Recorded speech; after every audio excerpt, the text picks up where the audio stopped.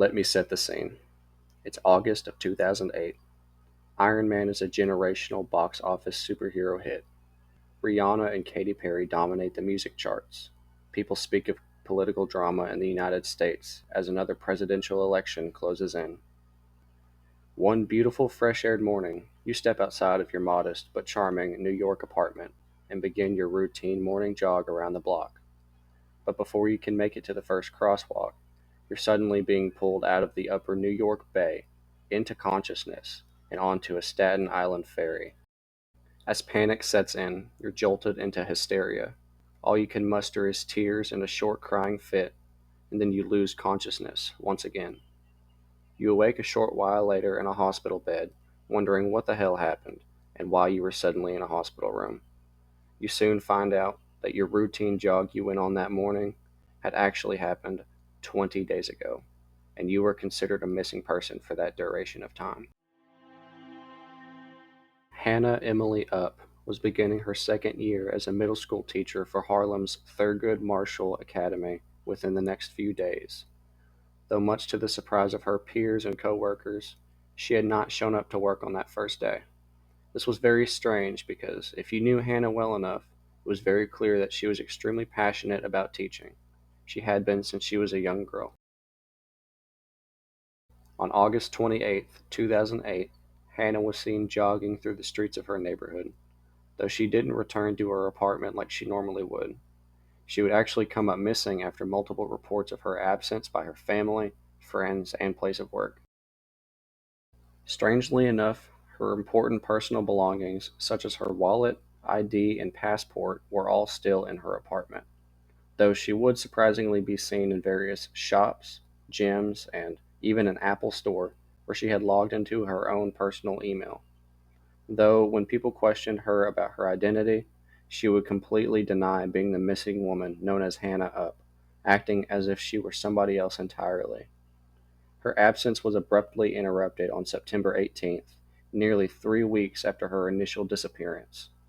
Miss Upp was spotted by workers on a Staten Island ferry, face down in the Hudson River only a short distance from Liberty Island.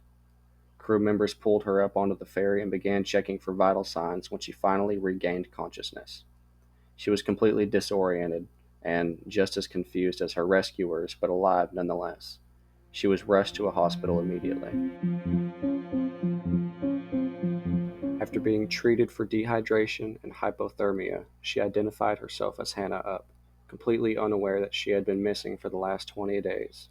Matter of fact, she had no recollection of the past few weeks, entirely believing that she had just started her early morning jog only a couple hours ago. She was given a thorough mental examination, where it was then determined that she had a condition professionally known as dissociative fugue. Dissociative fugue, recently popularized by Breaking Bad, is a rare psychiatric condition characterized by reversible amnesia regarding the affected patient's identity. It is also notably referred to as a fugue state or a psychogenic fugue. In these cases, patients will often wander around aimlessly, with no clear destination. They forget their name, their age, and other personal details under their fugue state. These episodes can usually last anywhere from a few days to a few months. After such a traumatic experience, Hannah decided it was best that she moved away from the Big Apple, settling instead in a less busy part of Maryland.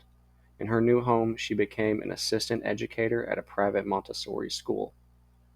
On September 3rd, 2013, at the age of 28, Hannah Upp would be reported missing yet again, absent from work. Locals stated that her phone and wallet had been found on a footpath near her home. 2 days later, Upp would contact her mother via a stranger's phone in an entirely different county in southern Maryland, letting her know that she was in fact safe and had experienced yet another fugue episode. She later told police that she had no memory of how she had gotten there. At this point, millions of people had heard about her story. She had garnered national attention for these psychogenic fugues. Clearly emotionally distraught, Upp decided she needed to be far away from New England to escape her constant reminders of being the woman who, quote, mysteriously disappeared twice. In the year of 2014, she finally moved all the way down to the U.S. Virgin Islands, residing on an island known as St. Thomas. It was on this island where she landed her final teaching position, a teaching assistant for preschoolers at the Virgin Islands Montessori School and Peter Gruber International Academy. A mouthful without a doubt. Things were finally looking good for Hannah. She loved working with kids, so this was practically a dream job for her. Unfortunately, it wouldn't last long. In September of 2017, tropical storm season was in full swing. Hurricane Irma wrecked the Gulf of Mexico and the East Atlantic, and Hurricane Maria loomed over the Caribbean like queso with a bacon egg. St. Thomas was one of dozens of islands dealing with damages and preparing for the next storm. Caring deeply for her community and the school she worked at, Hannah refused to evacuate St. Thomas. She instead wanted to stay behind and help her community in this time of need. On September 14th, just 1 week after Irma struck the island and 1 week before Maria was set to make landfall, Up would be seen leaving her home around 8 in the morning, apparently going swimming to dampen her stress of the current events around her, though she would later be reported absent from a work meeting that very same day. One detail I've purposefully left out until now is that dissociative fugue is most usually triggered by prolonged traumatic experiences, and interestingly, linked with a wish to flee one's situation. Perhaps the back-to-back hurricanes had something to do with this final disappearance. Investigations started quickly, but were not fledged out to their usual effectiveness. With this damage done to the residents and property on St. Thomas, resources were spread unusually thin. Unfortunately, all that officials could come up with before Maria struck the island was Up's personal car on a nearby beach. Left behind in this car were Hannah's phone, wallet, passport, and other personal items. To this present day, Hannah Up has not been seen since the morning she left for that beach.